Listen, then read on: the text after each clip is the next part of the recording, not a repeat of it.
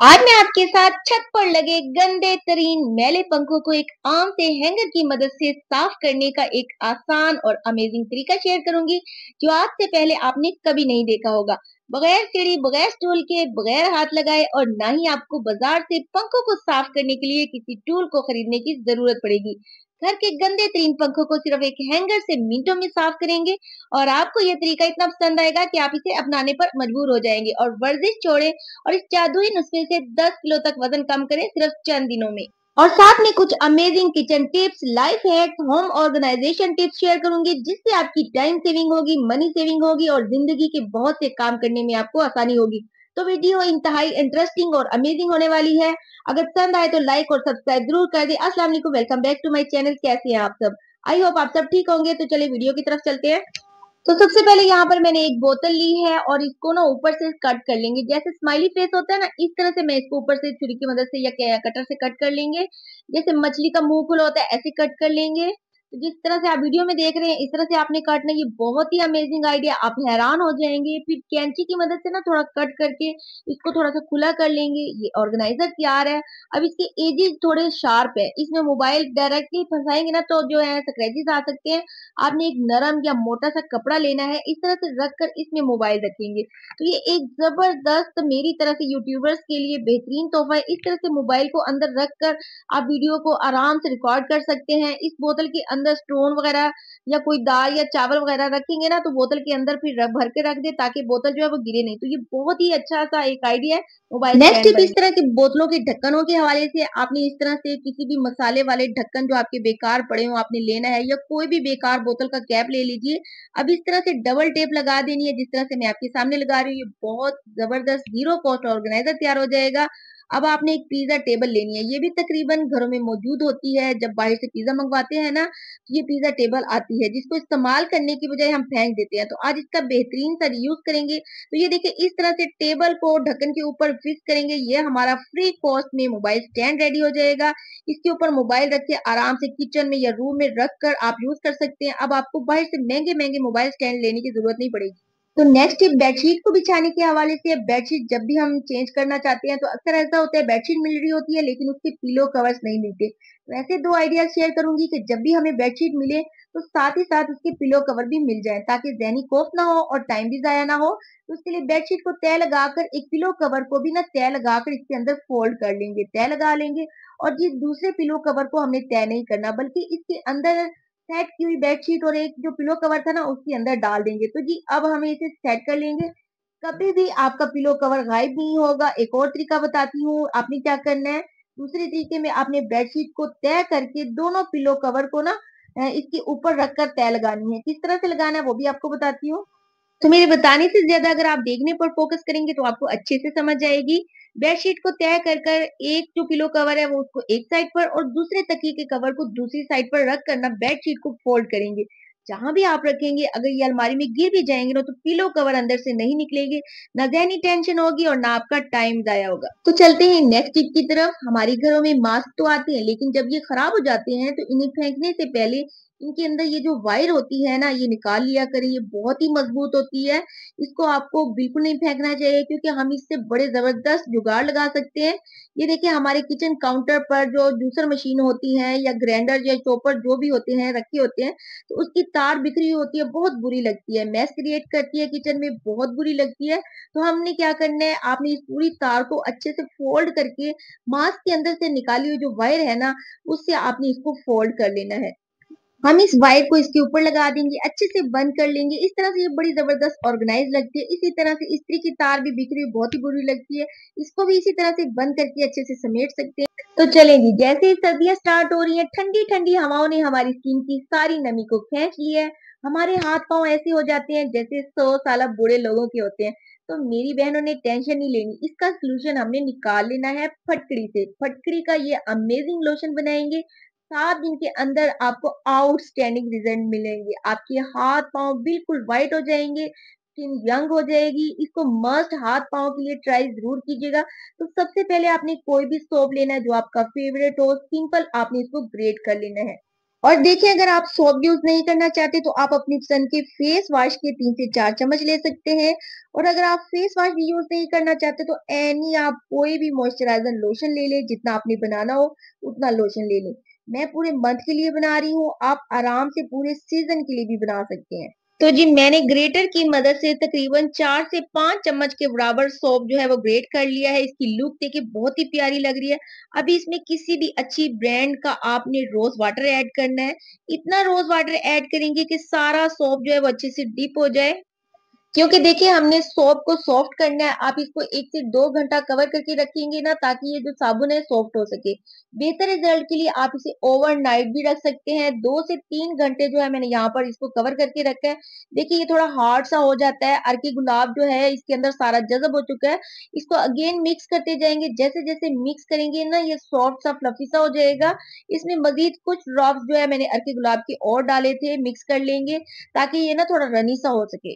अच्छा, इसमें लम्प्स को बिल्कुल खत्म करने के लिए, बिल्कुल स्मूथ बनाने के लिए ना हैंड बीटर से बीट करेंगे तो ये बिल्कुल स्मूथ सा हो जाएगा।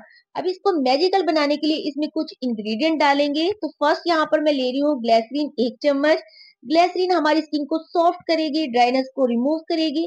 ग्लिसरीन स्किन को ना बेबी स्किन की तरह सॉफ्ट कर देती है। विंटर में ये बहुत ही यूजफुल होती है।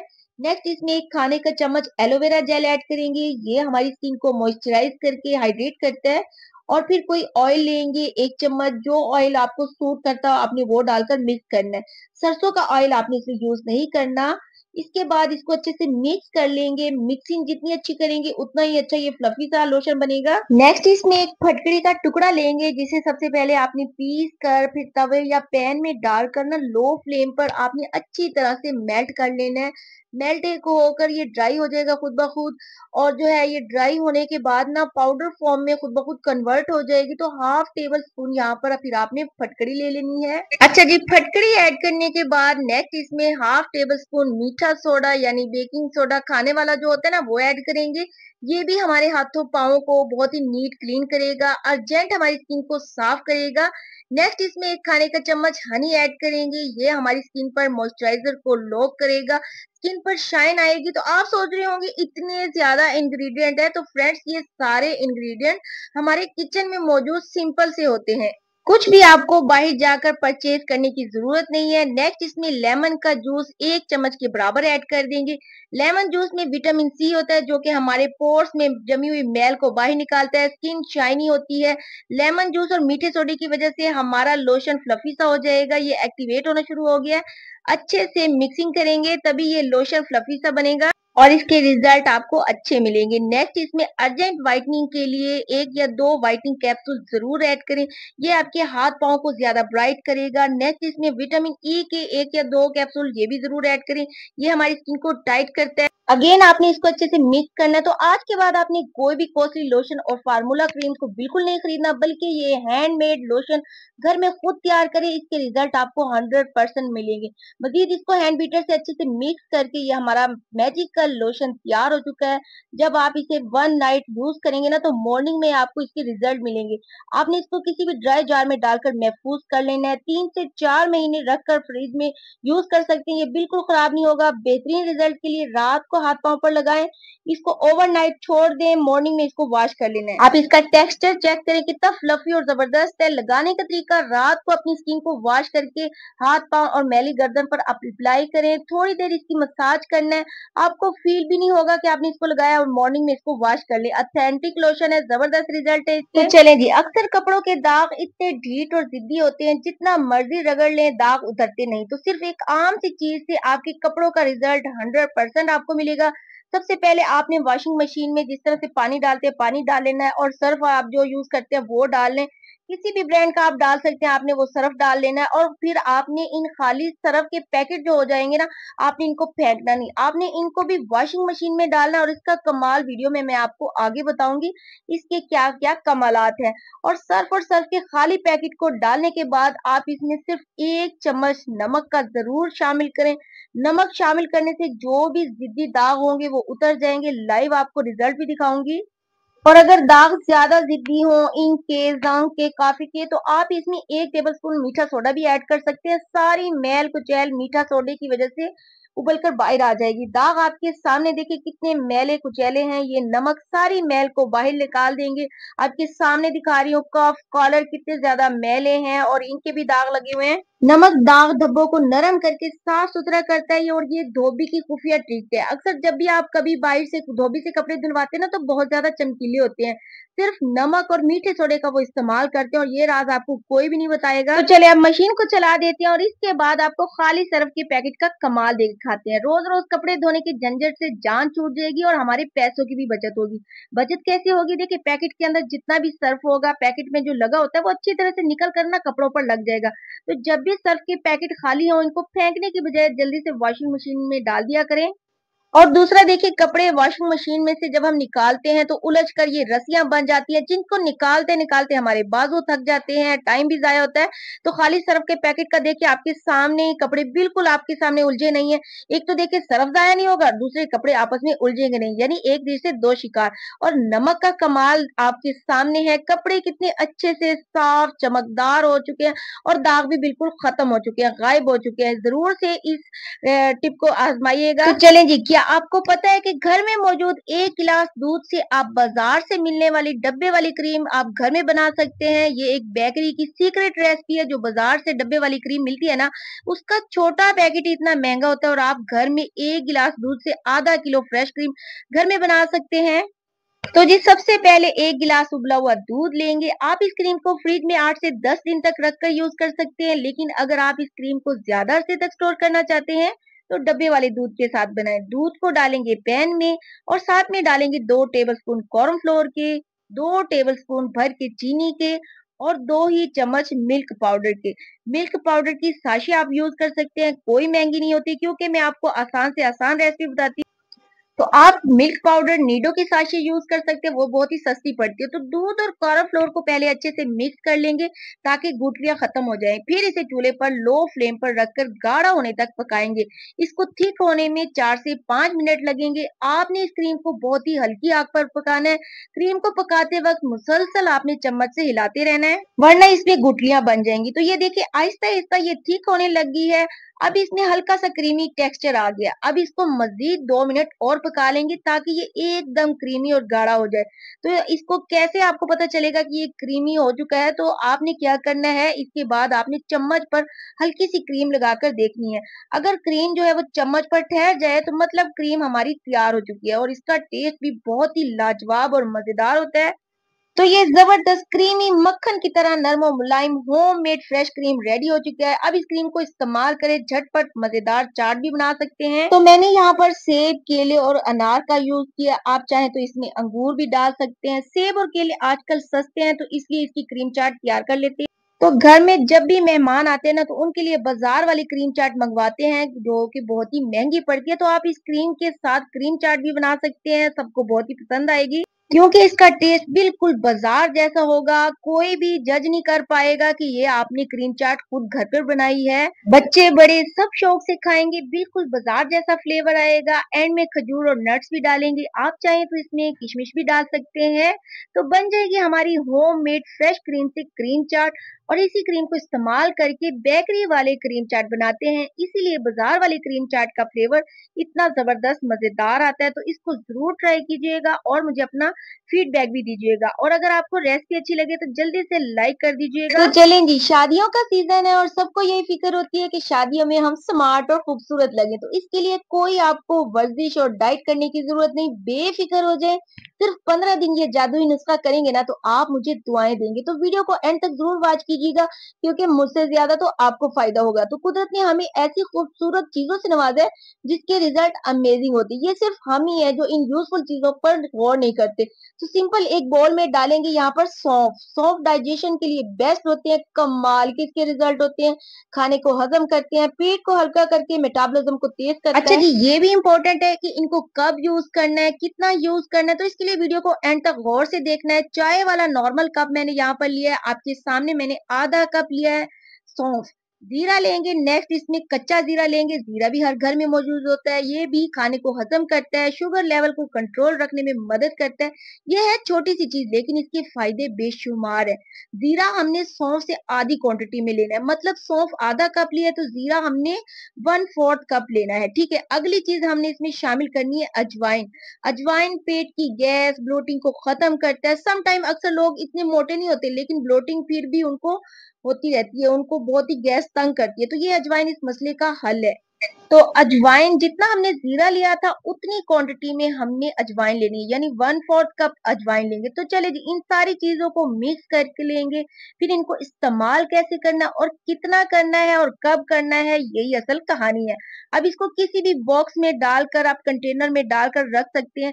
अच्छा जी, अब इसको इस्तेमाल कैसे करना है, आपने क्या करना है, इसके रोजाना 2 चम्मच भर के 2 टेबल स्पून आपने एक बाउल में डाल देने हैं और इसमें पानी को ऐड करना है। आपने इसके अंदर 2 गिलास पानी ऐड करना है और इसको अच्छे से मिक्स करके कवर करके आपने रख देना है।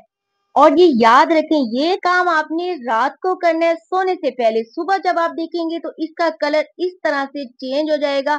अब इस पानी को और इसके अंदर जो चीजें हमने डाली है ना, इनको उठाकर आपने एक पैन में डाल देना है। तो बस लो फ्लेम पर आपने इसको पकने देना है। आपने इसमें जो 2 गिलास पानी ऐड किया ना, तो आपने इसको इतना पकाना है कि ये 1 गिलास रह जाए और इन सारी जादुई चीजों का असर जो है वो इस पानी में निकल जाए, तो ये जादुई कावा हमारा तैयार हो जाएगा। तो जी, इसको छान कर एक कप में डालेंगे और आखिरी चीज इसमें नींबू का रस डालेंगे, आधे लेमन का जूस डालना है और फिर इसको आपने नीम गरम पीना है 15 दिन, सिर्फ 15 दिन। सुबह निहार मुंह नॉर्मल 1 गिलास पानी पीकर थोड़ी देर बाद नीम गरम आपने पी लेना, नागा नहीं करना, अच्छे बच्चों की तरह डेली इसको लेना है।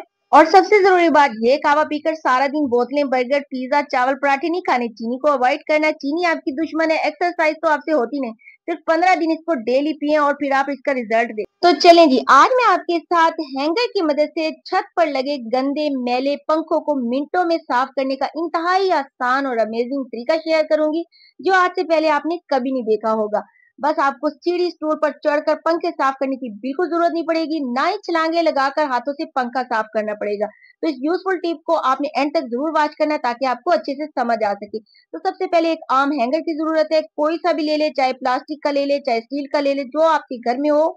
उसके बाद आपने एक फोम लेना है, कोई भी पुराना फोम ले लें, पुरानी कुर्सी की गद्दी ले लें, या जो है फोम के गद्दे का आपने पीस ले लेना है। दोनों में आपको दिखा रही हूँ, चाहे तो आप कुर्सी की गद्दी का ले लें और चाहे तो आप गद्दे का पुराना पीस ले लें, टेंशन नहीं लेनी। फोम अगर आपके पास ना हो तो पुराना टॉवल यूज कर सकते हैं, पुराना सूती का कपड़ा ले सकते हैं। तो अगर कुर्सी की गद्दी ले रहे हैं तो आपने 2 पीसेस में कट कर लेना है, लेकिन मैं यहाँ पर गद्दे के पीस को यूज कर रही हूँ, तो मैंने इसको पहले ही 2 हिस्सों में कट कर लिया है। इसके बाद आपने क्या करना है, एक पीस को हैंगर के गिर्द लपेट लेना है एक डोरी की मदद से। और अगर आपके पास डोरी नहीं है ना, तो आपने कपड़े की लंबी रस्सी बना लेनी है, इस तरह से लपेट सकते हैं। अब आपने गौर से देखना है कि मैंने किस तरह से लपेटना है। फोम को डोरी से लपेटते वक्त फोम का रुख आपने हैंगर की अंदर की तरफ करना है, जिस तरह से आप वीडियो में देख रहे हैं। इसका क्या रीजन है वो मैं आपको आगे चलकर बताऊंगी। ये फोम की साइड अंदर की तरफ क्यों की है, यकीन करिए इतना जबरदस्त अमेजिंग तरीका है। जब आप इस तरीके से पंखे को साफ करेंगे ना, तो आपको सफाई करके मजा आ जाएगा, ना आपको थकना पड़ेगा, ना मेहनत, ना सीढ़ी और स्टूल पर चढ़कर पंखे को साफ करना पड़ेगा। बस इस तरह से डोरी को लपेट लेंगे। तो फोम के गिर्द डोरी को अच्छे से लपेटने के बाद, यहाँ पर जो है मेरे पास थोड़ा पीस कम पड़ गया था, तो मेरे पास अलग से 2 फोम के पीस थे, तो मैं इसको भी लगाकर अच्छे से डोरी से लपेट दूंगी। इसको लपेटने के बाद आपने कोई भी डंडा ले लेना है, प्लास्टिक का ले लें या लकड़ी का ले लें, लोहे का आपने बिल्कुल यूज नहीं करना। तो अब इस डंडे को हैंगर के इस जगह पर रख करना अच्छे से डोरी से आपने लपेट लेना है। मेरे पास डोरी कम पड़ गई थी, तो मैंने यहाँ पर लेस का एक मजबूत सा पीस लिया और इससे इसी तरह से ना मजबूती से आपने लपेट लेना, तभी आप इस टिप से फायदा उठा सकते हैं। तो जब आप डंडे के गिर्द अच्छे से डोरी को लपेट कर मजबूती से गिरा लगा लेंगे, तो फिर आपने फोम का दूसरा पीस लेना है और आपने हैंगर के दूसरे हिस्से पर इस तरह से लपेट लेना, और इस फोम की साइड भी आपने इस तरह रखनी है जिस तरह से वीडियो में आप देख रहे हैं। तो फिर डोरी की हेल्प से आपने अच्छे से बांध लेना है। यकीन करें, जब आप ये टूल बनाएंगे ना, तो आपको इतना पसंद आएगा कि आप हमेशा इसी तरीके से पंखे को साफ करना पसंद करेंगे। तो ये देखिए, फैन क्लीनर टूल हमारा तैयार हो चुका है। एक दफा आपने बनाना है और सालों साल इसको इस्तेमाल करें। लेकिन इस क्लीनर टूल को इस्तेमाल करने का एक खास तरीका है, जो कि एंड तक वीडियो को वॉच करने की जरूरत नहीं, आप जान पाएंगे। तो इससे पहले जादुई क्लीनर बना लेते हैं जिससे हम पंखे को साफ करेंगे।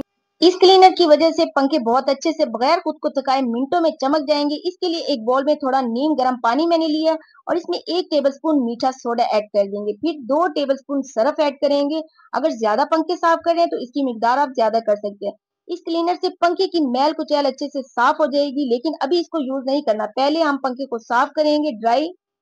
जो फैन क्लीनर टूल हमने तैयार किया है ना, वो आपने पहले ड्राई यूज करना है। इस टूल को आपने पहले पंखे के परों में फंसा लेना है। पंखे के परों पर लगी मैल मट्टी अच्छे से आपके सामने साफ हो रही है। लाइव रिजल्ट दिखाऊंगी ताकि आपको किसी किस्म का कोई डाउट ना रहे। तो आपने पहले पंखे को इस टूल को गीला किए बगैर साफ कर लेना। अब आप देख सकते हैं तमाम मट्टी धूल इस टूल के साथ लगी हुई है।